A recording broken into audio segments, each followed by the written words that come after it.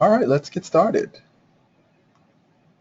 First of all, I'm going to ask, on your control panel on the right side of your screen, there should be a little hand icon. If you can hear me perfectly fine, feel free to go ahead and hit that hand icon so I can just make sure that you guys can all hear.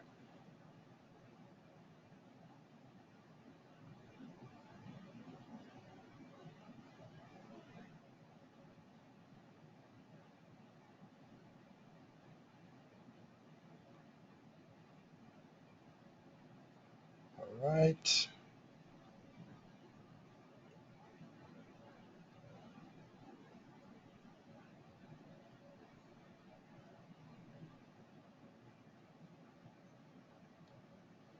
Great. Okay, let's get started then. Right, so welcome to the NYU Center for Data Science Masters in Data Science webinar. My name is David Clark and I'm the program administrator for the master's program, and we'll be walking you through this webinar. I want to start off with kind of getting an idea of who we have viewing the webinar right now. So I'm going to do a quick poll. We're going to be doing a few polls throughout the webinar.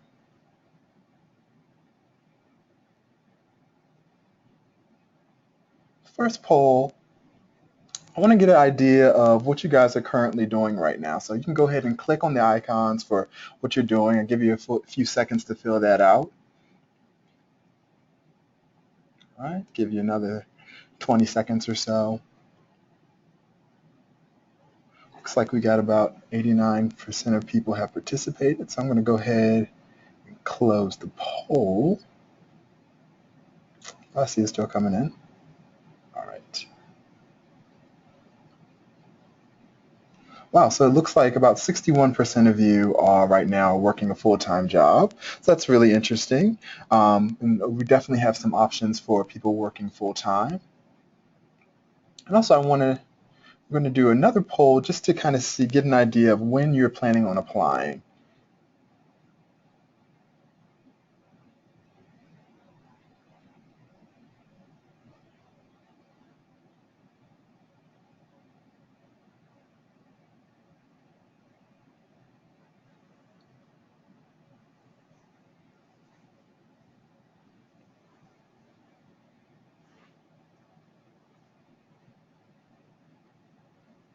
Great.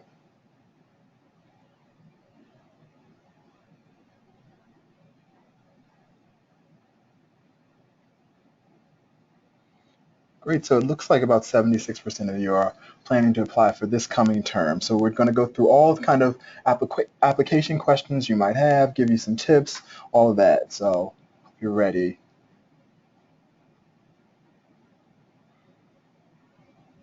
All right, let's get into the slideshow.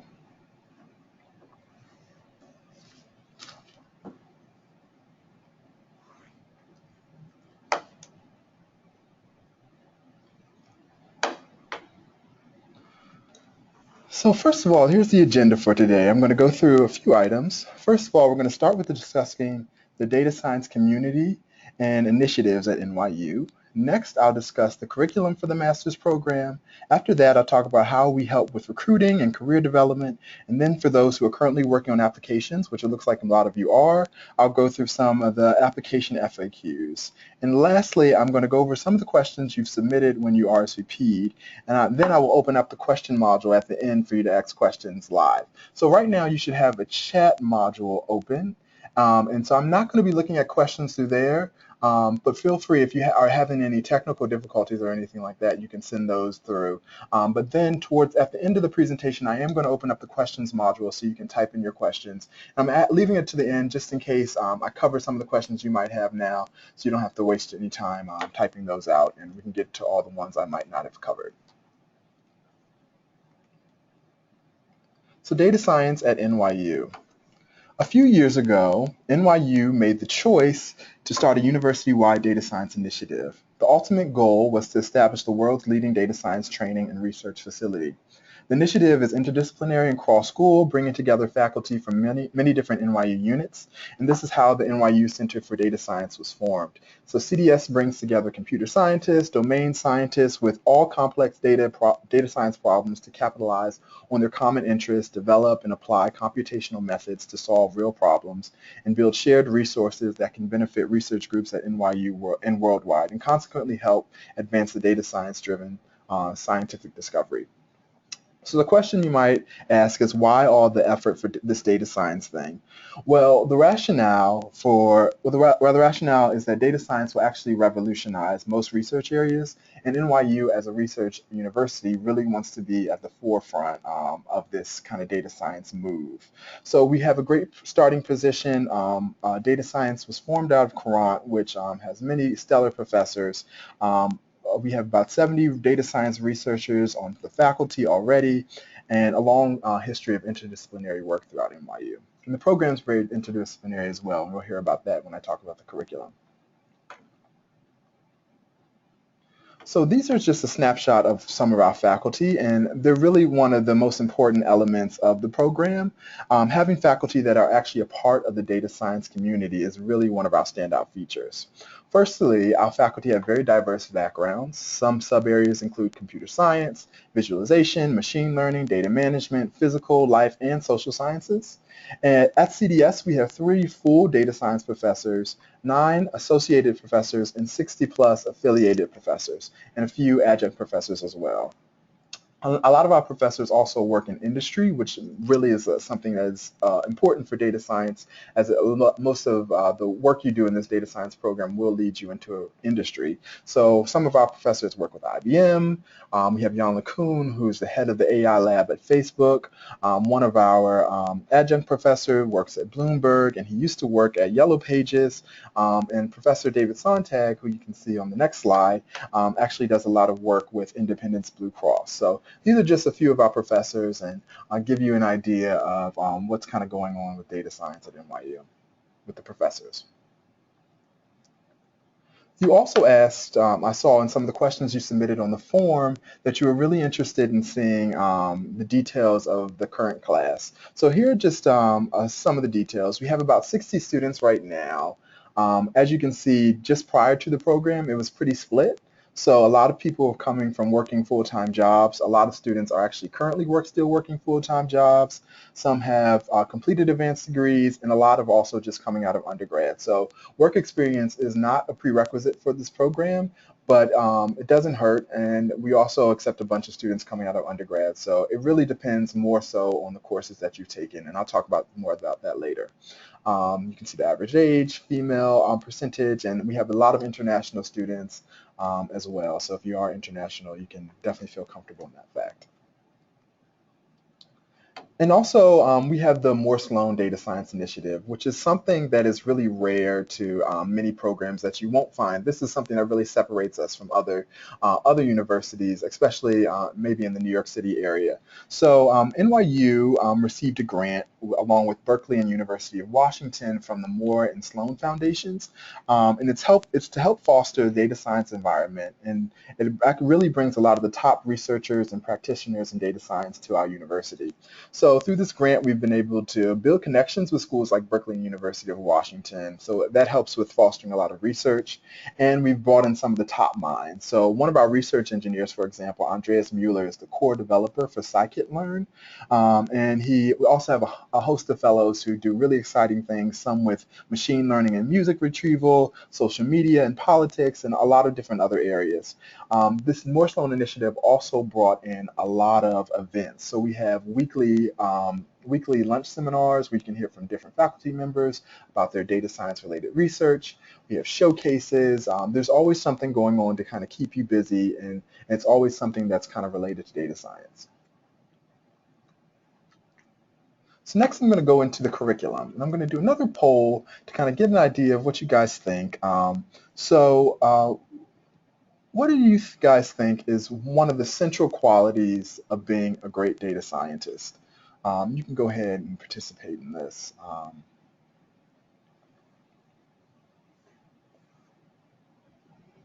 Give you guys about 30 seconds.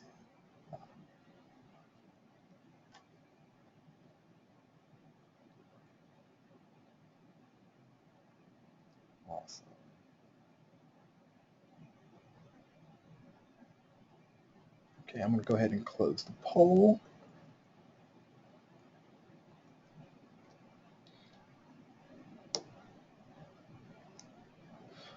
So it looks like the majority of you said 69% that a statistics background was one of the core central qualities found in a good data scientist. And this is correct. So statistics background, I would say, is probably the most important background. Being a good programmer is very important, and industry experience is also very helpful. But having a statistics background is one of really the key building blocks.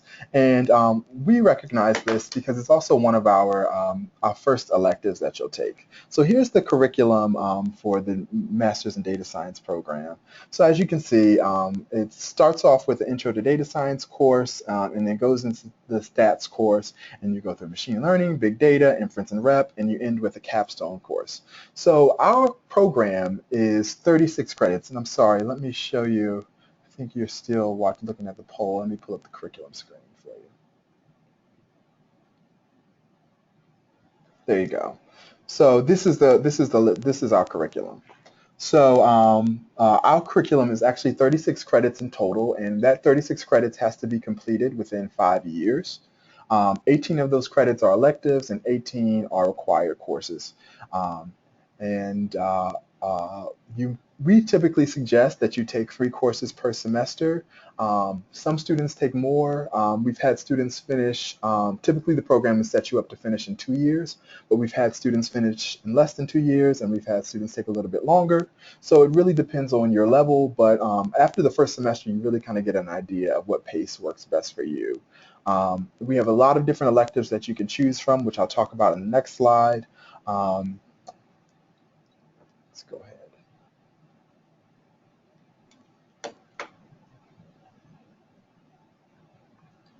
So these are just a few of the electives that our students have taken, and these are some of the more popular ones.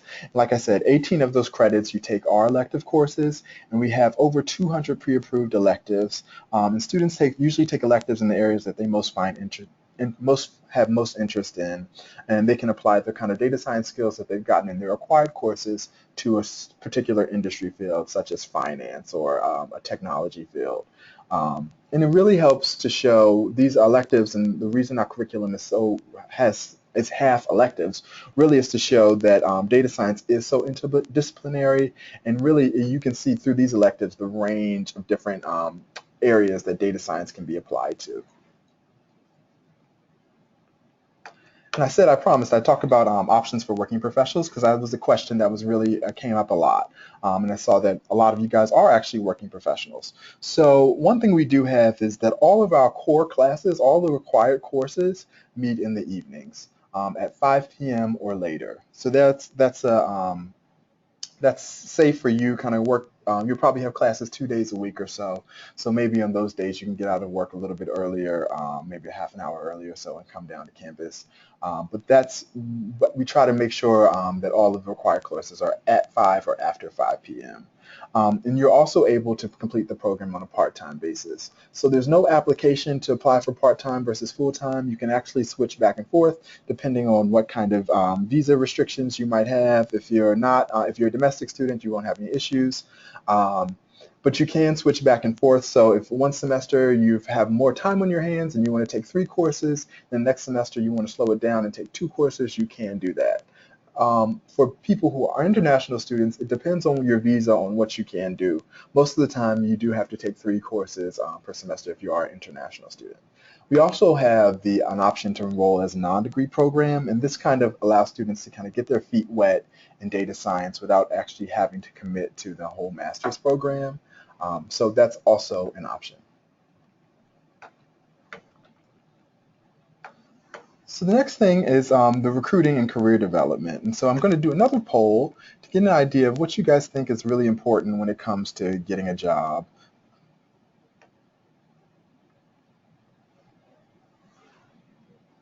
So what do you guys think? What is consistently the #1 best way to get a job?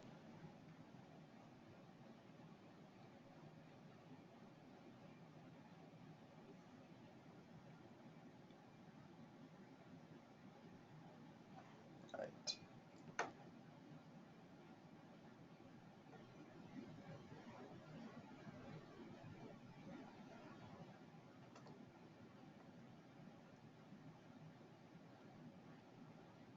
That was a pretty big landslide. So 75% of you said networking, and that is correct. And you know, alumni, attending events, LinkedIn, they're all extremely important parts of getting a job, but networking is probably the number one. And I'm going to go through how we kind of help to foster you networking and how we kind of get you into that process of doing that.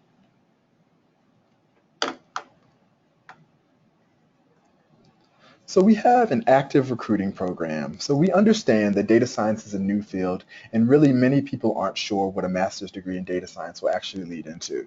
So let me start off by saying it can lead into so many different areas. One fact we have learned is that the demand for data scientists is much higher than the supply.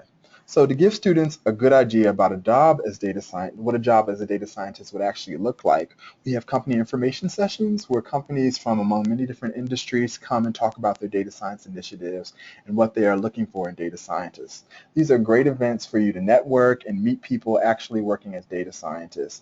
We also have roundtables where it's kind of like smaller career fairs when we have maybe 5 to 6 companies come in and you can kind of walk around, share your resume, talk to them, what kind of data science initiatives, what kind of work are they doing. You can ask them, what should you be studying? These are all really important things about data science, about being a data science student. Since it's so new, learning what tools are companies actually looking for and saying, no, we don't really use that programming language, we actually use this one. So that's really important.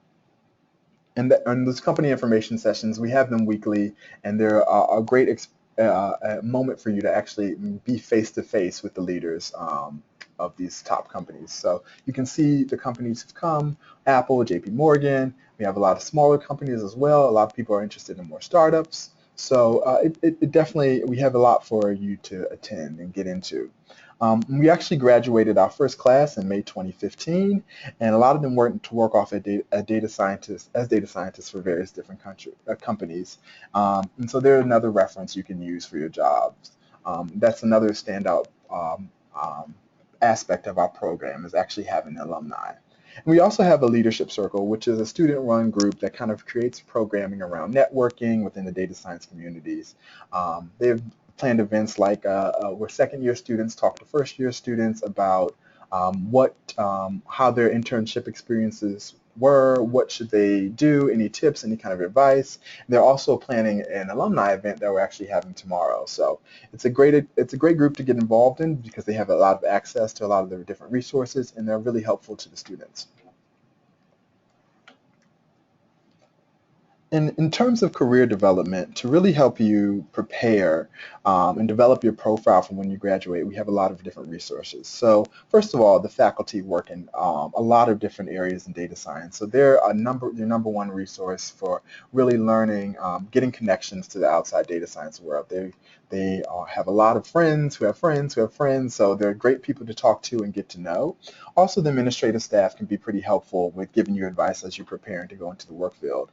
NYU also has the Wasserman Career Center for Development, which you can get resume workshops, networking workshops, workshops on how to fix your LinkedIn, get the most out of LinkedIn. So these are a lot of the different options. We also have on our website, and you've probably seen it if you visited the website, under the current student section, we have a bunch of student profiles, which students kind of give a blurb about their background, what their interests are, and a lot of times companies use these to kind of get an idea of our students, and they've contacted us a lot about individual students based on their profiles. So it's definitely something you would want to plug into. And this was another popular question about placement activities. So internships for summer 2015, we had about 95% placement, and these are some of the companies that our students went over to. And then for the full-time positions, with the alumni that just graduated in May, we had 100% placement. And these are some of the companies that they went to. We've seen really great success in placement. Like I said, the supply is definitely much less than the demand for data scientists. So there are a lot of jobs out there, and if you're eager to network and do your classes and everything like that, you'll be all set to be really successful in this program. And they'll be searching for you, actually. So now I'm going to go through some of the application FAQs. So this may be some of the most important part for some of you who are applying in the near future or for fall 2016, which is a lot of you. So I'm going to do another poll to get an idea what you guys think. Go.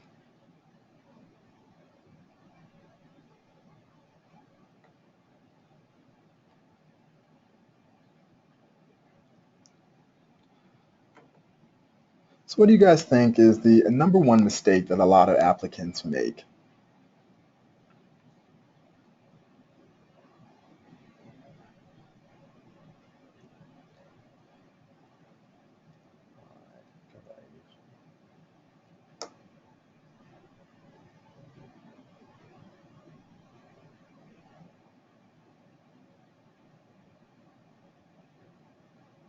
All right, we'll close this.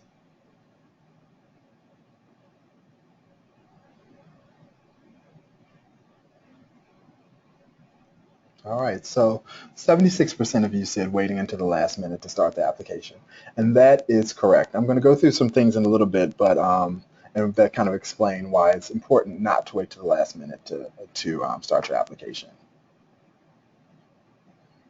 Bring my screen back to you guys. Disappeared on this.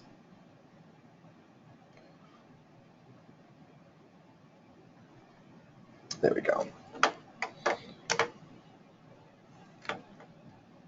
So these are the main components of the application. I will go into detail about some of the components in the next slide, but I just wanted to get an overview of the required pieces. As you can see, there are a lot of pieces, and so that's why I say it's not good to wait to the last minute to start your application. You don't want to be on, the application is due on February 4th. You don't want to be on February 3rd at February 3rd at midnight trying to scramble together some recommendation letters and find your college transcripts and make sure you have your GRE scores or your TOEFL scores if you need them. Go through the application now. You can go in and save anything you do and come back to it later. Go into it now and see everything that it asks just so you can be prepared and have it on your radar of what you actually need. So a couple notes. The TOEFL is required if you have not received a degree from an institution where instruction is primarily in English. So if you have got a degree from a school in the US or a school in Canada or any school where they speak English, you don't have to worry about the TOEFL, but if you have not, you do have to take the TOEFL. And I would also suggest going to the GSAS website, and I'm going to send you I'm going to send you the link. Once we start the questions, I'll send you the link to the GSAS website because that's the answer to a lot of the questions some of you have. The application will also ask about your college transcripts. For the application, you can upload the unofficial transcripts. So you don't have to send in your official college transcripts. I know it has official on the slide, but we will eventually need those, but you don't have to send in your official transcript for the actual application. You can upload the unofficial transcript into the application. However, if you are admitted into the program, we will need the official transcripts of your from your university, from your undergrad university. So you can send them in the meantime. So I would definitely urge you to go ahead and send in the official transcripts now if you're planning to apply, but make sure you upload the unofficial transcript to the application portal because sometimes that official transcript has a delay in the mail being uploaded into your actual application. So it's great for you to just go ahead and upload it so you can make sure it's in there. GRE scores. Type in your GRE scores to the actual fields that have GRE in them. If you don't have your GRE scores, you won't have them until February 4th. That's fine. You can submit at the closer to the deadline, but make sure you type them in because they're also helpful to have there in case your official score report hasn't gotten to us in the mail yet either. GMAT scores, there's no place to enter GMAT scores on the actual application, so you have to send in your official scores. So make sure you do that, or send me an email with a copy of your score report, and I'll give you my email address as well. You should have it, but I'll give it to you as well. You should send in your GMAT scores to me, as well as sending an official score report because there's no place in the application to actually enter GMAT scores. So that's just something to note. And also there's a supplemental form, which is really important for you guys to fill out. So this is kind of asks you where you first learned about the NYU Data Science program, any undergraduate math courses you've taken and the grades you've received, any computer science courses you've taken and the grades you received, your GRE or GMAT scores, and make sure you include them on there as well. If you haven't taken the test, you can give the date that you intend to take it, but I would suggest that's what it says in the application. I would suggest waiting till you take the test to put those scores into your application. And any kind of relevant data work experience you have, any research that you've done that relates to data science. All right, and so first of all, let me say that applications are viewed holistically. I can't repeat that enough. Applications are viewed holistically. So we don't really talk about GRE score cutoffs or GPA cutoffs or anything like that. We've had applicants with lower GRE scores and applicants with higher GRE scores, but it's really the whole package that we're looking for. So we don't drop any applications out of the running based on things like GPA or GRE score. With that being said, this is probably one of the most important slides as you prepare your application, because this is what the admissions committee is actually really looking for. So they do look at every grade in your math and computer science courses. So that's why it's extremely important that you fill out that supplemental form completely, include all your math courses and the grade, all your computer science courses and the grade. They do look at that form. And your essay should answer the question, why study data science? In the application portal, you'll see some questions in there to answer for that for the personal statement essay. But that's really the overall. It should lead to why study data science, why you want to study data science, why anybody should study data science. And the admissions committee really likes to see recommendations from teachers, so they can discuss kind of how you performed in a classroom, how you stood out. If you can't get recommendations from teachers, I see a lot of you are coming from full-time jobs, maybe you were in school a very long time ago, and you have to get them from your supervisors. They should write about how you use data to change the company or business, something like that. That's a good way to focus those recommendation letters. Like I said, there's really no cutoff for the GRE or GMAT. We accept both. You should have some programming experience. In the program, Python is used most frequently, so that is a plus if you have experience with that. Also, Java, C, C++, or MATLAB are good languages to know. Python is the one that's used mostly in the program. And I mentioned before that we don't look necessarily at work experience is not a prerequisite for the program, but these courses on the left side of your screen actually are prerequisites for the program. So these mathematics courses, these are the courses when you're listing on your supplemental form, these are the courses the admissions committee will be looking to see that you have. They'll be looking, if you don't have calculus, if you don't have linear algebra, those kinds of things, I would suggest not applying yet until you've been able to take those classes and receive a grade in them. On our website, we have the same list there, so you can check it out there. A lot of prospective students ask, what is the background or major from undergrad that our students come in with?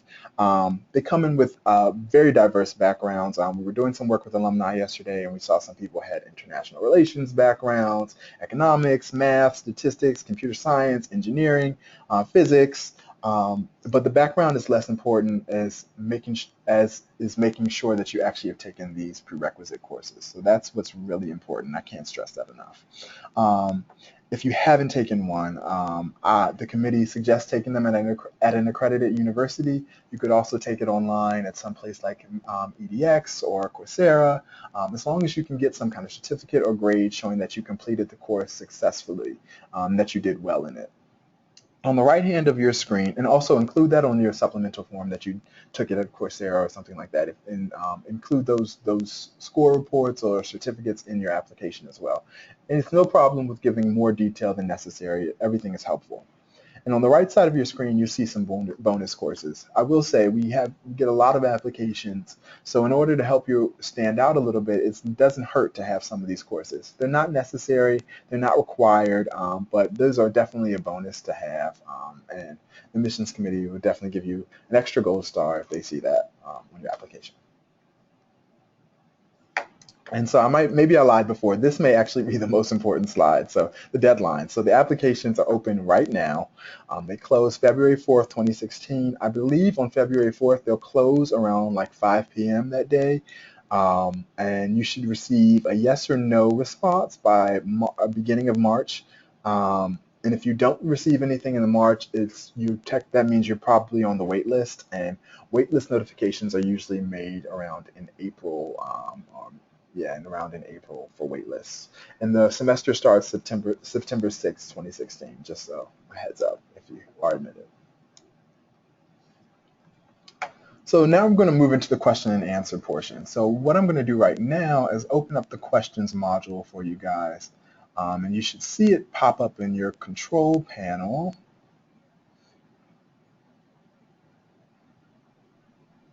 It might have already been open.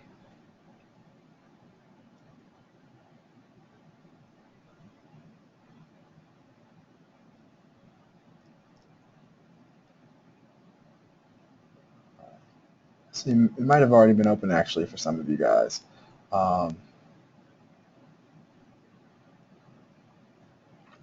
So you can start typing any questions you might have, and we'll go through those in a second, but I wanted to go through some of the top questions that you asked when you RSVP'd on the form. So thank you for filling out that RSVP form and submitting your questions in.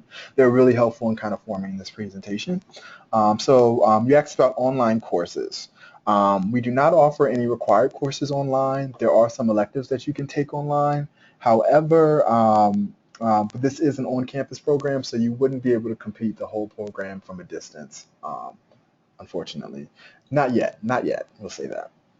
Cost. For the full cost of the program, I would suggest going to the GSAS website, and I'm actually going to pull that up for you right now.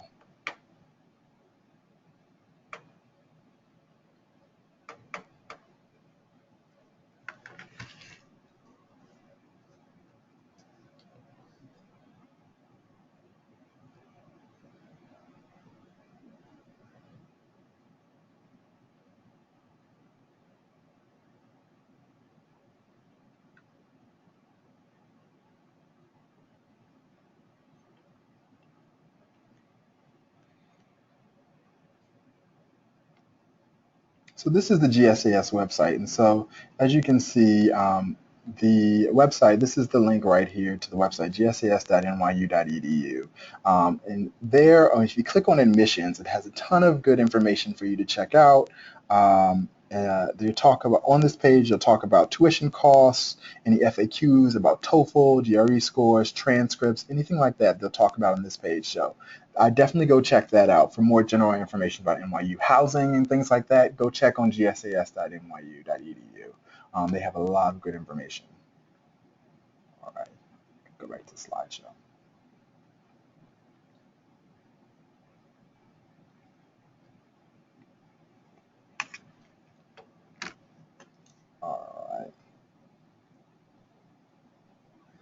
You asked about scholarships and financial aid. So for financial aid, I would direct you again to the GSAS website. But for scholarships, we do offer a few full tuition scholarships. However, they are post-admission. So you can't see it. It's not something you can actually apply for. It's something that you'll be reached out to kind of when you receive your acceptance letter, you'll be told that you also have been offered a scholarship. So it's nothing you can apply for, but they are full tuition scholarships, and we offer a few of them depending on the applicant pool each semester. Then anything for financial aid, I would suggest going to GSAS for. Transfers. So there's two types of transfers. There's a transfer completely into the program, and then there's a credit transfer. So we don't do any transfers completely into the program. All transfers, we do credit transfers, however, but that's after you admit it. So if you're interested you're at another master's program right now and you want to join our program, you do have to fill out the application. We can request a credit transfer. It has to be approved. There's some paperwork that has to go along with it, but it is an option. It is possible to transfer those credits over to this master's program. However, if you have gotten a degree from another master's degree, you cannot transfer those credits over to this program. Any credits that were used to get a degree cannot be actually transferred over. Let's see, acceptance rate. So I'll let you know that last semester we received about over 800 applications, and we had about a 15% acceptance rate. So that's a heads up for that. Housing, again, if you go to the GSAS website, research opportunities. There are opportunities to research and to work with professors all the time when they research. You most likely would not be able to do an official research assistantship, as that comes with kind of like a union deal, but plenty of our students have joined various professors' research groups in order to get a chance to get published and get a research experience. And we actually have a few students who are graduating in May who really want to go into a PhD, and our PhD isn't up yet, but we'll probably have some more information on that pretty soon. And another question was about what kind of tools are covered in the program. A lot of our tools are open source tools, so things like Python, Hadoop, machine learning libraries for Python, like NumPy, Pandas, scikit-learn. So these are a lot of the tools that are used in our program. And I'm going to go over to your questions and start going through those. So basically what I'm going to do is I'm going to read them verbally, and because I'm not going to type responses out to all of them, so you can actually hear the questions that are being asked, and in case you have the same question. So I'm going to pull those up now. And I might skip through some of them depending.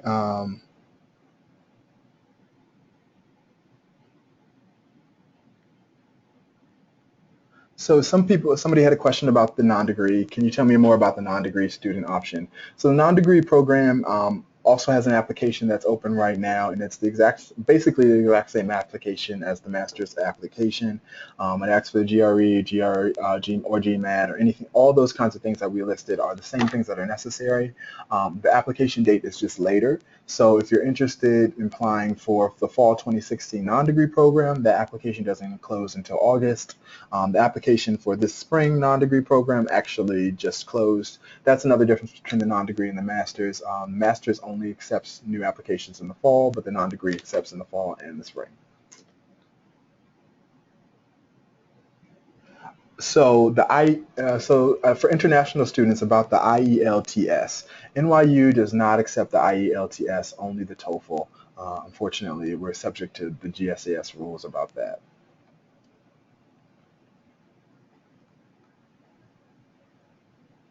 Yes, you can send in multiple GRE score reports. Make sure, and that's why I suggest waiting to closer to the end to submit your GRE scores, because you can always send in the top of each section. So if one time you scored higher in the quant section than you did the other time, and you scored higher in the analytics section than you did the other time, you can put the highest of each scores in there. That's fine. So I would suggest waiting, but make sure you just also send in those official score reports, because they do have to verify the scores.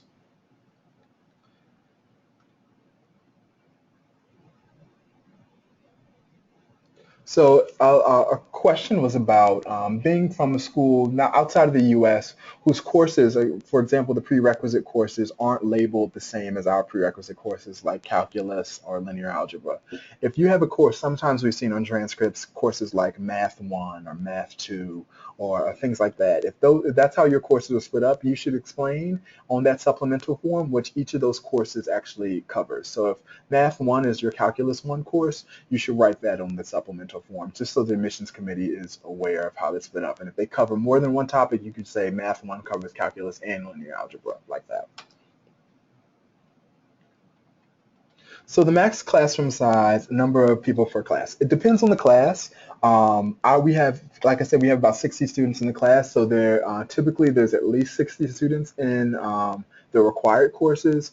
Some of them are much bigger because there's a lot of university interest, and some are much smaller.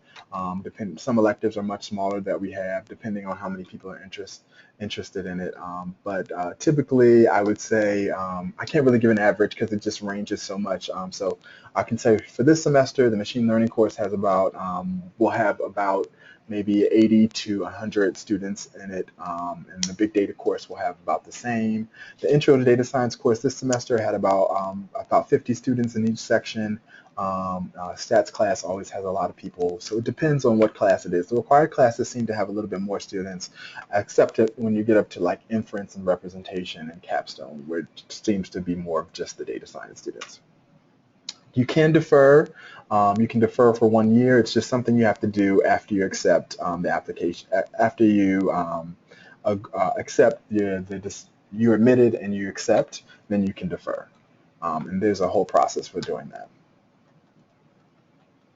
You can choose between the GRE or GMAT. You don't have to pick. You can pick either one, and they're viewed equally.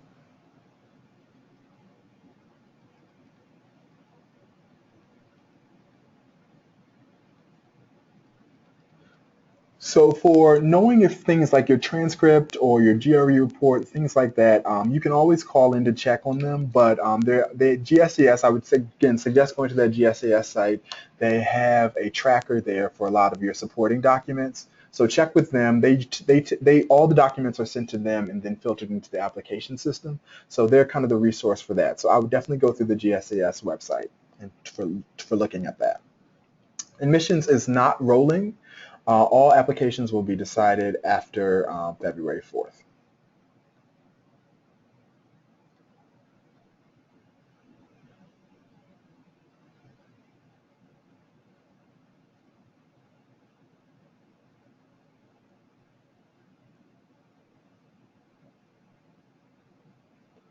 So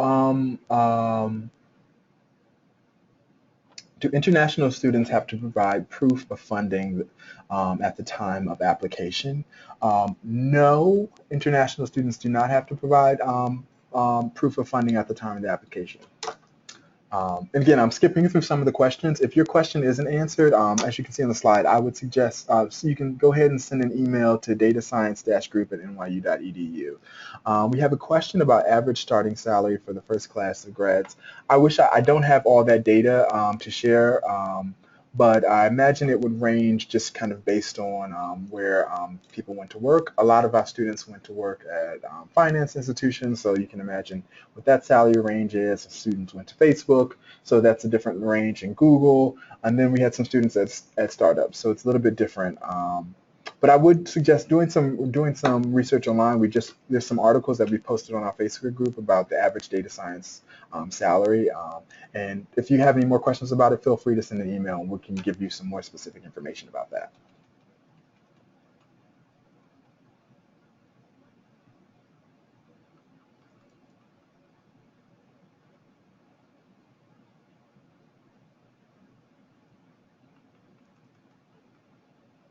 I will send out these slides, and we'll probably post this recording on the website as well, so you can. So if you have if anything in here that I might have went through quickly or anything like that, you'll be able to see. And I'll send you an email with all these slides in them.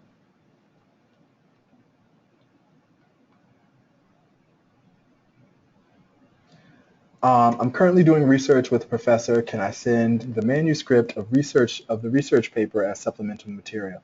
Yes, people have submitted a lot of kind of like research notes or any kind of research a paper, maybe a summary of it, in with their application. I wouldn't send anything that's like longer than like 5 pages or so because it'll make your application pretty thick and be kind of hard to sift through.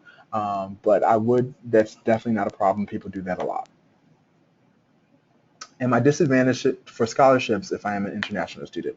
Not for our personal data science scholarships. We give them to international students all the time. But for financial aid, that's another issue that more of a GSAS issue I would discuss with them. It doesn't matter when you turn in your application. It does. I mean, as long as it's before the deadline, it's fine. But I wouldn't if you turned it in earlier. Then it doesn't get any kind of a special review if it's turned in now. So people have submitted their applications already, and I've acknowledged that they're there, but we haven't begun looking at them, and we'll start looking at them all around February 4th. But again, I would say start looking at what's asked in the application right now, so you can just have a good idea. We have about 15 more minutes, so I'm going to keep going through these questions, and hopefully I can get through to the end of them. Are courses from Coursera acknowledged as bonus experience in the application? If you took like a Coursera course in machine learning or something like that, of course, that would definitely be considered a bonus and a nice thing to see on your application. So it's always a plus, and as the more prepared, the better. Can everyone hear me? I saw someone say there was no audio. Is anyone having a problem hearing me? Feel free to hit the hand if you can't hear me.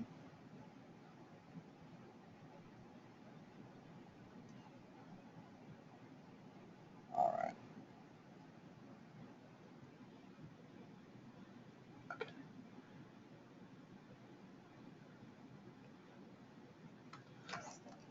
What is the basis for awarding scholarships? So it's basically based on the admissions committee's review of the application.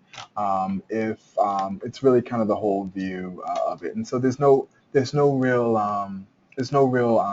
like I said, there's nothing you really can do to apply specifically for the scholarship. It's based on just kind of the holistic view of the application. If they think this person is a really strong candidate, based on having the prerequisites, GRE scores, recommendation letters, essay, all that combined makes you a really strong candidate and really stand out to the admissions committee. Bonus courses, things like that. Those are ways to kind of push yourself up in the running for a scholarship. But I really don't have any specific tips on getting that scholarship. I'm in the early stages of learning Python using online courses. Will I be able to compete? I think if you have a grade in a Python course that you can put on your application by February 4th with the grade, you should be fine. A lot of our students don't come in with extensive backgrounds in programming. In the first semester, we offer an elective called Programming for Data Science, which a lot of students use to kind of brush up or kind of gain more experience if they've only had a little bit. But having something is important. Having something there is important.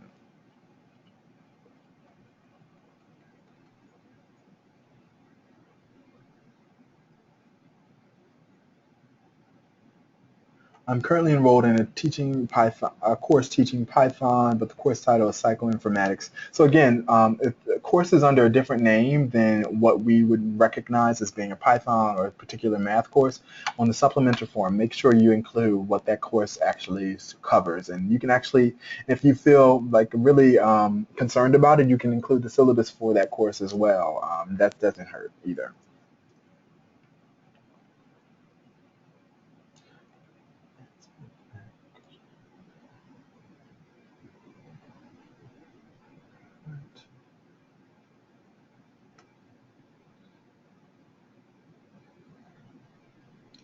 Can you transfer from the non-degree to the degree program? So you can't switch into the degree program if you're already in the non-degree program. You just have to complete, again, the master's program application. So you'll complete the non-degree application and you'll be admitted, and then to move into the degree program, you'll complete the master's program application. Of course, the admissions committee will probably recognize your name and a little bit more details about you, but it is the same application.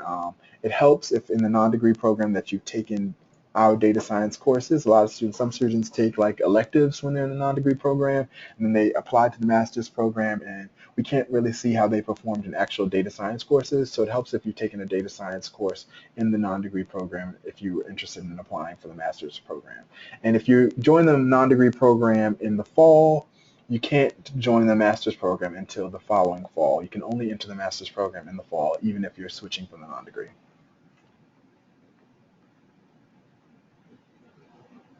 So just a note, a question I get a lot is for people who are taking one of the prerequisite courses that they're not taking it this semester, but they're planning to take it in the winter and in the spring, so maybe starting in like January, and the application is due in February. I would not suggest. I would try to find a way to take a course that covers that kind of material now as soon as possible, because I would not suggest putting a course on into your application on the supplemental form or submitting a transcript with a course that's one of the prerequisites and you don't have a grade for it, because the admissions committee does want to see how you actually did in that course.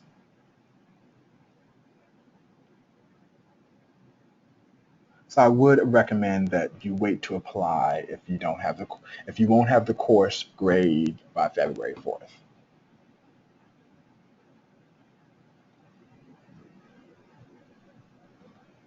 A lot of our international students have an F1 visa. I've seen some students with a J1, but most students do have an F1.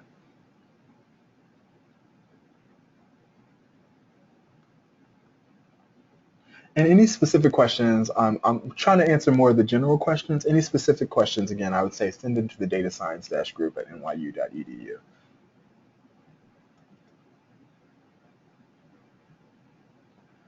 The Center for Data Science somebody asked, is the Center for Data Science related to the NYU Center for Urban Science and Progress? Can one apply to both programs? So the Center for Urban Science and Progress, CUSP, is a part of NYU's larger data science initiative. It is not directly connected with the Center for Data Science, but you can take electives within CUSP. And if you're interested in applying to both, you can apply to both. Only time you can apply for two programs if they're both in the Graduate School of Arts and Sciences. So you can apply for the data science program and CUSP at the same time.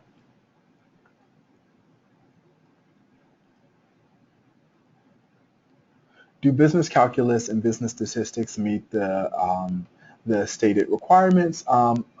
It does depend on the course. I would say go ahead and submit, but maybe you want to supplement those courses with maybe something from Coursera as well, because sometimes the business courses tend to maybe be a little bit lighter. But I would include the syllabus in your application as well for those, and kind of look through those syllabuses and maybe go online and look at our stats. Look at our stats syllabus for the statistical and computational methods. Statistical and mathematical methods, course that we offer, and kind of look at that syllabus and look at ours and see what kind of relates, and look at some other calculus syllabuses. Maybe just search online for calculus syllabuses to see if it kind of matches the standard. Sorry.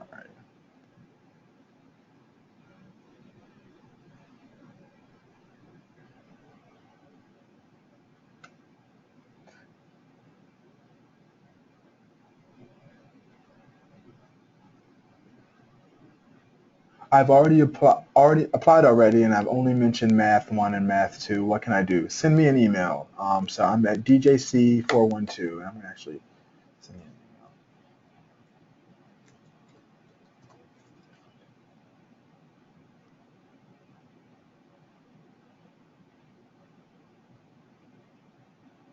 Send me an email. I'm at DJC412 at NYU.edu. My name should have been, hopefully my email was on the kind of the message you got about RSVPing and things like that. So send me an email and we can look at it.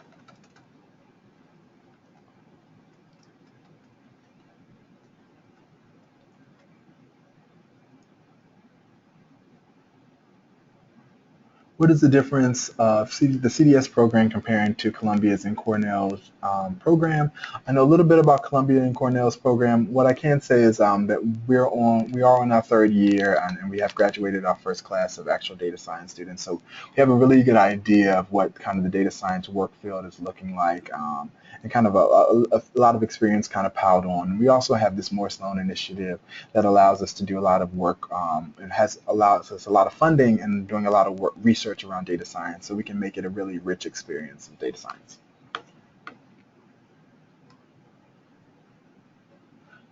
The missions committee do look at the highest scores of each section of the GRE. This is a STEM course. This is a STEM course for those who that applies to. Cost for the non-degree program is basically the same as the master's program. If you go to the GSAS site, you'll see that costs for the master's programs at NYU are based on credits. So any kind of credits all cost the same thing within GSAS.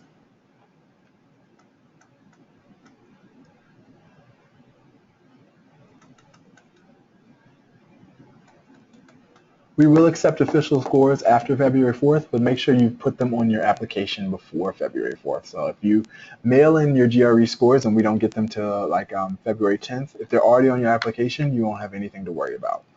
So make sure you don't submit your application without making sure those scores are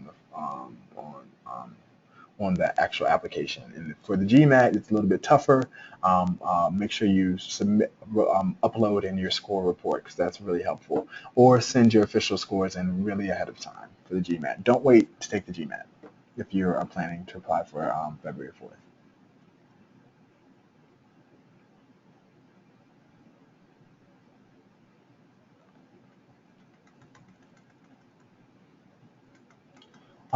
We'll probably have another open house in December.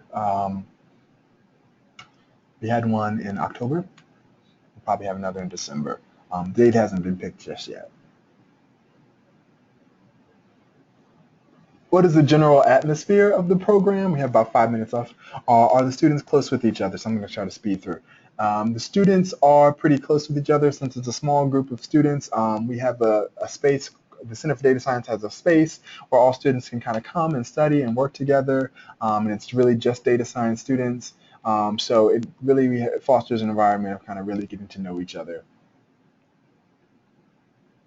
And a lot of special events, like I mentioned on the Moore-Sloan slide. We have showcases, lunch, weekly seminars, company information sessions. So there's always some kind of event going on. We have an alumni event tomorrow where all the current students can come and meet the alumni, have some wine. So there's always some kind of event going on that's related to data science or networking or something like that.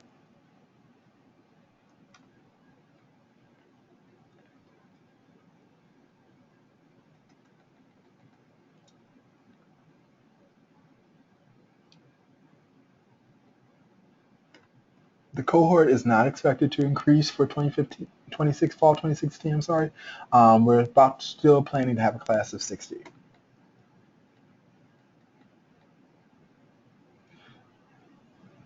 The statement of purpose is required. It's the essay that I mentioned, and it is why study data science is really the general question about it. And there you can kind of go into your background on what's led you into data science.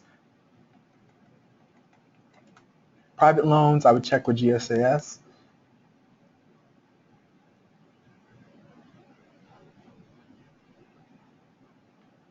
The admissions committee does like to see recommendation letters from professors.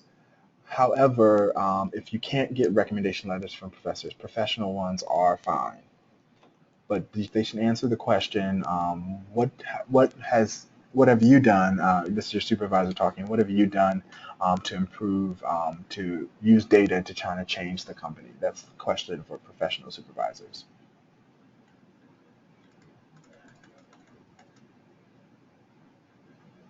Recommendation letters do not have to vary in the type of person. Since there's 3 of them, they can be all professors, all professional, a mix.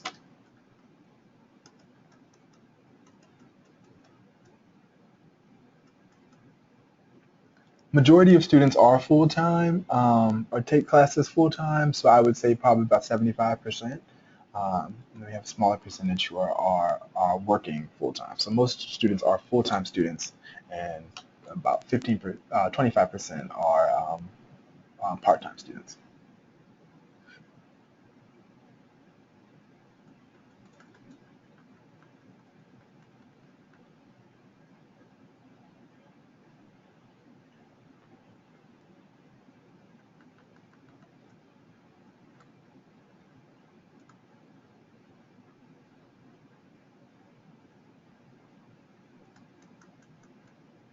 How is the interaction between students and professors? It's pretty close group.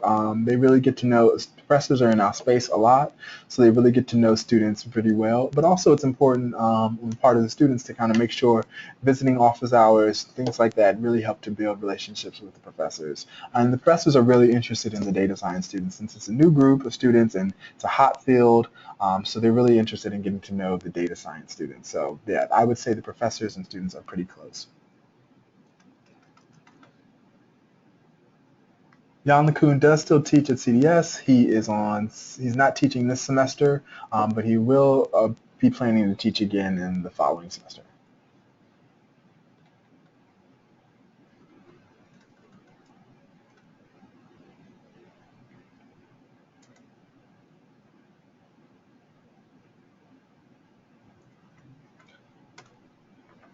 program is 2 years because we do offer that space for the electives, which we think are really important when kind of learning how to apply the data science tools you get to the domain that you're actually interested in. So taking a class in the business school or taking another computer science course, we think those are really important to kind of apply the skills that you've gotten in the required courses to those. So other programs maybe you can finish in 1 year. You can do our program in 1.5 years, so we don't necessarily suggest it, but it is possible. But we do have a heavy elective requirement that we think is really important and that we think is actually really one of the more, something the students really enjoy are the different electives that they can actually take to kind of diversify their studying.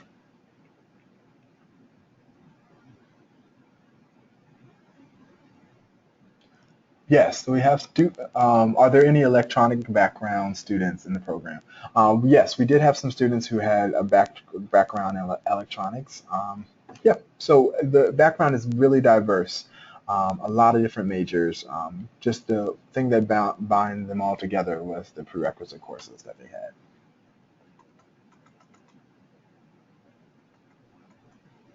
Do you provide CPT for international students? Yes, we do have CPT for international students to do internships. You can't do CPT within the first year, but after starting in the first summer after your first year, you can start doing CPT, unless you've already done some master's study before. And we also do OPT. No, it's the GSAS rule about so GSAS doesn't allow us to accept the IELTS, only the TOEFL score. That's a GSAS rule that we're bound to, so unfortunately. If you're interested in doing the class visit, let me know and we can try to set something up.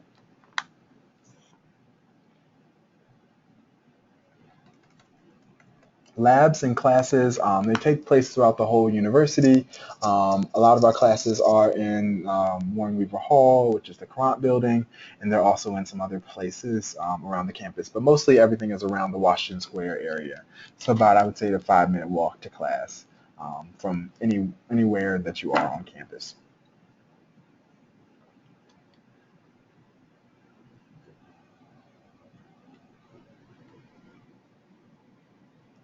For CPT, yes, you can do an internship after 2 semesters of study. Are there data science classes specifically in finance and or life sciences? So our Intro to Data Science course is taught with a kind of a partnership with Stern.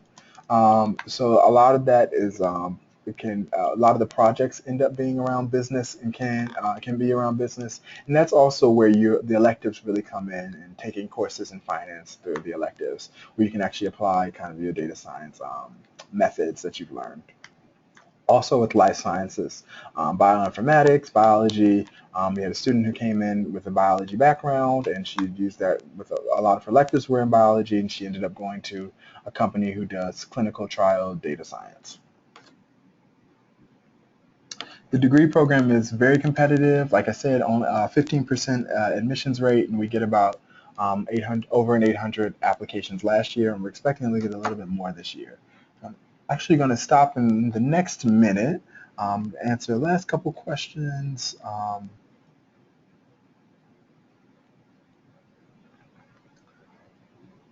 Are there any electives at the Center for Data Science in Policy and International Relations? So we have a class that is called, that's actually starting this semester with a professor named Arthur Sperling, who's a professor in the politics department. He's a professor in the politics department and also with data science, and he was listed on that faculty slide. And and so the class is called Texas Data, and so it would have definitely have some politics focus, some policy focus. So that might be something you're interested in. And you also can take classes in the politics department if you're interested in that. And last question I'm going to answer are there any electives for sports analytics? That's great that you asked that question. Perfect ending. It kind of leads me to the capstone, which is the last required course for the program. The capstone they break the students up into many different groups, and one of the groups that the students are working with is a baseball data, and they're using baseball data to solve some kind of issue, some problem. And so yes, there are definitely some sports analytics questions, and I'm sure there's some other courses around NYU that have that kind of focus as well. So with that being said, I'm going to end the webinar. Thank you so much for attending. Really appreciate it. Again, if you have any questions, you can go ahead and send it to datascience-group@nyu.edu. That's the best place to send any questions. And we'll look forward to seeing your applications. So thank you so much. I'm going to close out.